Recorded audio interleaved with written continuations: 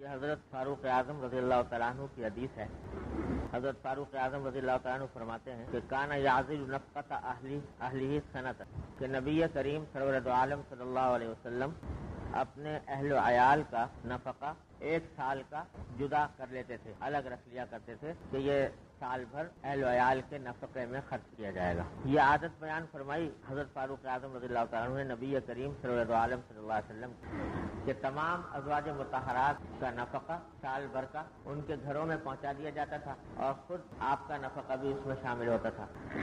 البتہ وہ ازواج مطہرات بھی نبی کریم صلی اللہ علیہ وسلم کے ازواج مطہرات سال بھر کا پہنچ تو جاتا تھا، لیکن صدقہ خیرات کثرت سے کرنے کا معمول تھا۔ اس واسطے یہ جو روایتوں میں آتا ہے کہ حضور اقدس صلی اللہ علیہ وسلم کے گھر میں بعض اوقات 3 مہینے تک آگ نہیں جلتی۔ حضرت عائشہ صدیقہ رضی اللہ تعالیٰ عنہا فرماتی ہیں کہ بعض اوقات ایسا ہوتا تھا کہ ہم 3 متواتر چاند دیکھتے تھے اور اس پورے عرصے میں گھر کے اندر آگ۔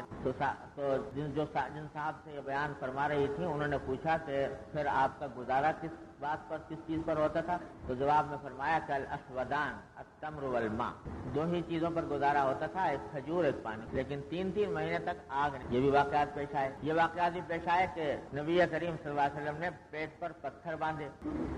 یہ واقعات بھی پیش آئے کہ حضرت عائشہ صدیقہ رضی اللہ عنہا فرماتی ہیں کہ 2 وقت کبھی پیٹ بھر کر نبی کریم صلی اللہ علیہ وسلم نے 2 وقت پیٹ بھر کر کھانا نہیں کھایا اور گندم تناول نہیں فرمایا، جو کی روٹی سے کھانا ہوتا تھا۔ حضرت انس رضی اللہ عنہ فرماتے ہیں کہ نبی کریم صلی اللہ علیہ وسلم کے لیے کبھی چوکی کھانے کی نہیں بچھائی گئی، کبھی آپ کے لیے چپاتی نہیں بنائی گئی، چھوٹی چھوٹی پیالیوں میں جو چٹنی اچار وغیرہ ہوتے ہیں جو بھوک بڑھانے کے لیے استعمال کیے جاتے ہیں وہ کبھی ساری عمر نہیں ہوئے۔ یہ سارے واقعات پیش آئے، اس کے باوجود کہ یہاں فرمایا جا رہا ہے کہ سارے سال کا نفقہ اٹھا کر ایک طرف کر لیا، وہ اس وجہ سے کہ نفقہ تو سال بھر کا اکٹھا ہو گیا، لیکن صدقہ خیرات کرنے کا معمول کثرت سے تھا، خود آپ کا بھی اور آپ کی ازواج مطہرات کا، اس کی وجہ سے یہ حالات بھی پیش آتے تھے۔ تو اس طرح حضور اقدس صلی اللہ علیہ وسلم نے 2 مختلف اور متضاد پہلوؤں کو اپنی سنت قرار دے دی۔ ایک طرف یہ تعلیم دے دی اپنے عمل سے کہ سال بھر کا نفقہ، سال بھر کا خرچہ اکٹھا کر لینا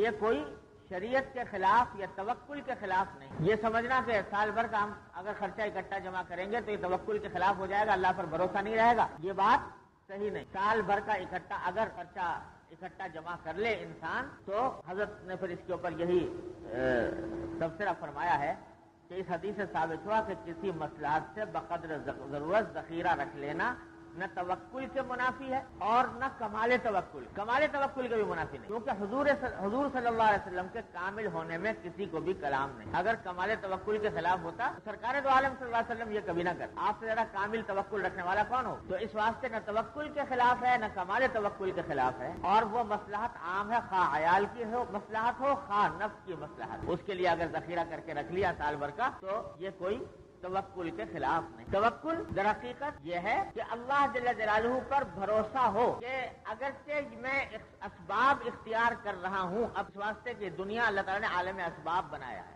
اس دنیا کو عالم اسباب بنایا، اس لیے اسباب اختیار کر رہا ہوں، لیکن اسباب میں کچھ نہیں رکھا، بلکہ یہ اسباب اس وقت تک کارآمد نہیں جب تک مسبب یعنی اللہ تبارک و تعالی اس میں تاثیر پیدا نہ کرے۔ سال بھر کا نفقہ اٹھا کے رکھ لیا، پھر بھی بھروسہ اس سال بھر کے جمع شدہ اندوختے پر نہیں، بھروسہ اللہ ہی پر ہے۔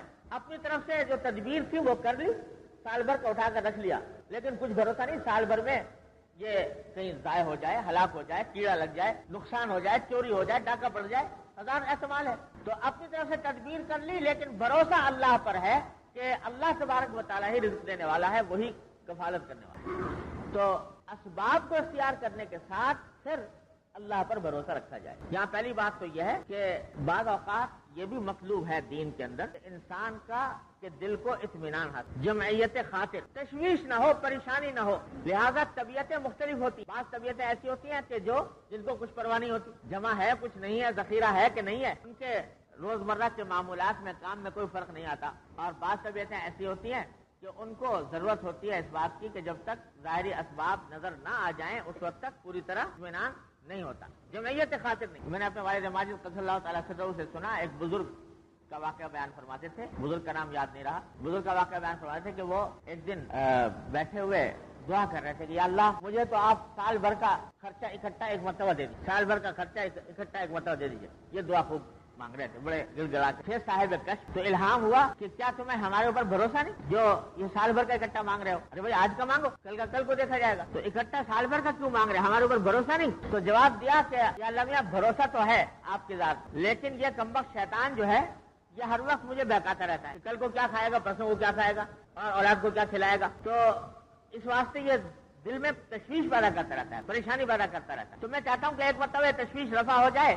جب وہ دل میں بات ڈالے گا کہ کل کو کیا کھلائے گا، اشارہ کر دوں گا دیکھیے رکھا ہے. تو جب اشارہ کر دوں گا تو اب اس کے بعد پھر اس کے جو تشویش کرنے کا ڈالنے کا دل میں قوت ہے وہ ختم ہوتی ہے. اس واسطے مانگ رہا ہوں اکٹھا دے دیجیے. اللہ تعالیٰ نے کہا جاؤ لو اکٹھا لے لو. تو کیونکہ نیت درست ہے، نیت یہ کہ جمعیت خاطر ہو، دل مطمئن رہے. جب انسان کا اطمینان ہو جائے اور اطمینان کے بعد پھر اپنا کام کے اندر اس کو شرح صدر بھی حاصل ہوتا ہے، تقویت بھی ہوتی ہے، جمعیت خاطر بھی ہوتی ہے. اور یہ جمعیت خاطر اس طریق میں بڑی نعمت، دل کا پرسکون رہنا، تشویش سے محفوظ رہنا، یہ اس طریق میں بڑی نعمت. کیوں؟ اس واسطے کہ اس طریق کا حاصل ہے اللہ جل جلالہ کے ساتھ تعلق قائم ہو جانا اور اللہ تبارک و تعالیٰ کی یاد کا دل میں بس جانا کہ ہر وقت دل جو ہے وہ اللہ جل جلالہ کی طرف لگا ہوا. یہ ہے جمعیت خاطر. اور یہ جو پیچھے تشویشات آتی رہتی ہیں یہ جمعیت خاطر کو ہم جیسے کمزور لوگوں کی جمعیت خاطر کو خراب کرتی ہیں. تو اس واسطے جمعیت خاطر جو ہے وہ پھر عبادت میں بھی آدمی کو اطمینان حاصل نہیں ہوتا، ذکر میں بھی اطمینان حاصل نہیں ہوتا. جبکہ اس طریق کا حاصل ہے، مقصد ہے اللہ تبارک و تعالیٰ کے ساتھ دل کا جڑ جانا.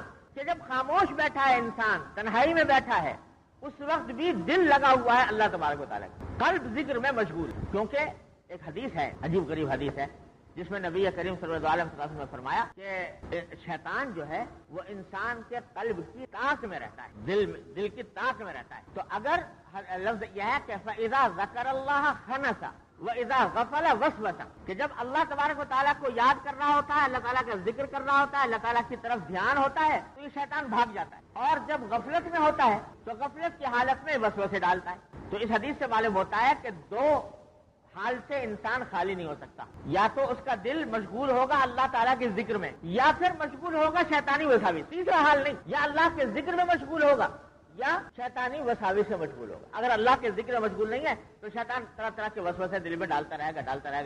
لہذا شیطانی وساوس سے بچنے کا راستہ ہے اللہ تبارک و تعالیٰ کا ذکر. اور اللہ تعالیٰ کا ذکر یہ عام ہے، چاہے زبان سے ہو، چاہے دل سے ہو، چاہے تسبیح کی شکل میں ہو، چاہے نماز کی شکل میں ہو، چاہے صدقہ خیرات کی شکل میں ہو، چاہے کسی اور طاعت کی شکل میں ہو، جو بھی اطاعت کا کام انسان کر رہا ہے وہ ذکر کے اندر داخل. کل مطیع للہ فہو ذاکر. علامہ ابن الجزری رحمۃ اللہ علیہ فرماتے ہیں حسن حسین میں، کل مطیع للہ فہو ذاکر. جو بھی اللہ تعالیٰ کی اطاعت کر رہا ہو، اطاعت کا کام کر رہا ہو، وہ ذاکر ہے، یعنی ذکر کرنے والے میں داخل ہے. تو جو بھی اطاعت کا کام کر رہا ہو، یہاں تک کہ پیچھے آپ پچھلی مرتبہ پڑھا تھا کہ کسب رزق میں مشغول ہے، لیکن صحیح نیت کے ساتھ ہے کہ اپنے حق کو ادا کرنا مقصود ہے، اور صحیح طریقے کے ساتھ ہے کہ حلال طریقے سے حاصل کرنا مقصود ہے، حرام سے بچنا مقصود ہے، تو وہ بھی ذکر کا ایک فرض. تو جتنی بھی اطاعات ہیں وہ ساری کی ساری ذکر کا فرض ہیں.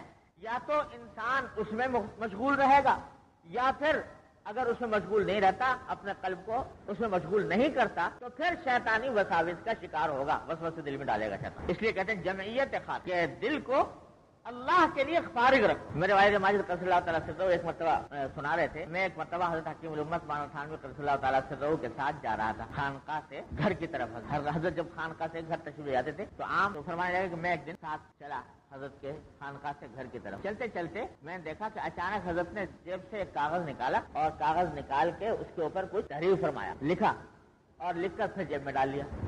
پھر فرمانے لگے، جب میں نے دیکھا یہ سب منظر، پھر فرمانے لگا بھائی تم نے دیکھا مولوی شفیع صاحب یہ میں نے کیا کیا؟ والد صاحب فرماتے ہیں میں نے حضرت بیان فرما دیں، سمجھ میں نہیں آئی بات. کہا کہ مجھے ایک کام یاد آیا تھا کہ وہ کام کرنا ہے، تو اس کا دل پر بوجھ تھا تو میں نے وہ لکھ لیا کاغذ. تو دل کا بوجھ جو ہے وہ کاغذ پر منتقل کر دیا. دل میں ایک بوجھ تھا کہ فلاں کام کرنا ہے، تو وہ دل کا بوجھ اٹھا کر کاغذ پر منتقل کر دیا. اب الحمدللہ دل فارغ ہے. تو فرمایا کہ ارے بھائی یہ دل تو حقیقت میں ایک ہی چیز کے لیے ہے، اور وہ ہے اللہ تبارک و تعالیٰ کا ذکر. جب کوئی تشویش آئے، کوئی بوجھ آئے تو حتی الامکان اس تشویش اور بوجھ کو جلدی سے ختم کرنے کی کوشش کرو تاکہ دل فارغ ہو جائے اس ذات کے لیے جس ذات کے لیے یہ بنایا گیا. یہ دل تو اللہ تبارک و تعالیٰ کی تجلی گاہ ہے, وہی ہونا چاہیے. اس میں اللہ تعالیٰ ہی کا ذکر ہو. تو دل کو فارغ کر لیا, دل کا بوجھ کاغذ پر منتقل کر, اور پھر فرمایا کہ بس کوشش یہ کرو کہ دل میں ادھر ادھر کے جو تشویشات ہیں وہ نہ ہو, بس وہ ایک کام میں مشغول رہے جس کام کے لیے وہ پیدا کیا گیا. اور جس شخص کو جمعیت خاطر اسباب کے حصول کے بغیر حاصل نہ ہو, اس کو چاہیے کہ اسباب حاصل کرے تاکہ اطمینان ہو, تشویش رفع ہو, جمعیت خاطر حاصل. اور ان اسباب کو یہ سمجھنا کہ یہ توکل کے منافی ہو گئے, یہ اس لیے غلط کہ توکل کے منافی نہیں. کیوں؟ اس واسطے کا اسباب کو درجہ اسباب ہی میں اختیار کیا جا رہا ہے. حقیقی بھروسہ اللہ پر ہے کہ ان اسباب میں تاثیر پیدا نہیں ہو سکتی جب تک کہ اللہ تبارک و تعالیٰ پیدا نہیں. لہذا رزق کی حاصل کرنے کی فکر اور رزق حلال حاصل کرنے کی فکر میں, چاہے وہ آدمی ذخیرہ ہی کرنے کی شکل میں ہو, تو یہ فی نفسی کوئی نہ ممنوع بات ہے, نہ مکروہ ہے, نہ بری بات ہے, اور نہ تصوف کے اور تقویٰ کے منافی ہے, بلکہ جمعیت خاطر کے حصول کے لیے ایسا کرنا اور زیادہ بہتر ہے تاکہ اپنا عزم کرے. لیکن جو چیز بری ہے وہ یہ ہے کہ آدمی پھر منہمک ہو جائے اس کے اندر, کہ لگا تو تھا اس کام کے لیے کہ اپنے دل کو فارغ کرے اللہ تبارک و تعالیٰ کے ذکر کے لیے, اور اپنا جو اسباب ہیں ان کو تدبیر کے درجے میں اختیار کر لے, اور باقی وقت کو اللہ تعالیٰ کے کام میں لگائے.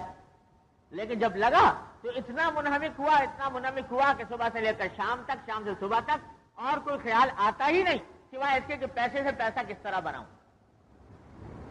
اور دولت میں کیسے اضافہ کروں, اسباب راحت کس طریقے سے مزید سے مزید جمع کروں, دن رات اسی میں لگا ہوا ہے. یہ انہماک ہے توکل کے خلاف, یہ انہماک ہے بری بات. لیکن بقدر ضرورت, اور ضرورت میں راحت بھی داخل ہے, یہ بھی سمجھ لو. یعنی ضرورت تو اس طرح بھی پوری ہو سکتی ہے نا کہ آدمی سال بھر کا اتنا نفقہ جمع کر لے جس میں دال روٹی سال بھر کی ہو جائے, خشک چاول اور دال کا حساب جمع سال بھر کے جمع کرے, ضرورت اس سے بھی پوری ہو جاتی ہے. لیکن اتنا بھی شریعت نے کوئی ضروری قرار نہیں دیا, بلکہ اپنی راحت کے حساب سے جتنا اس کو مطلوب ہے اتنا اگر جمع کر لے تو کوئی مضائقہ نہیں.